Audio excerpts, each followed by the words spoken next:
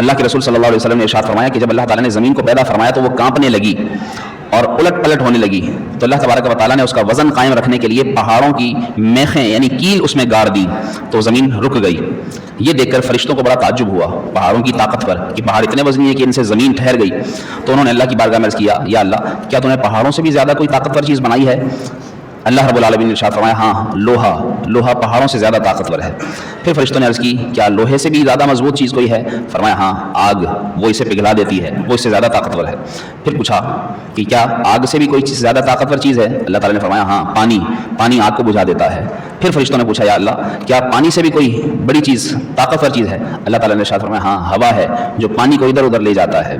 फिर फरिश्तों ने अर्ज़ किया कि या अल्लाह, क्या हवा से भी कोई ज़्यादा मजबूत चीज़ तूने पैदा फरमाई है? तो अल्लाह ताला ने इरशाद फरमाया, हाँ, इब्ने आदम जब अपने सीधे हाथ से यूं छुपा कर सदका दे के उसके उल्टे हाथ को पता ना चले, ये सबसे ज़्यादा ताकतवर चीज़ है।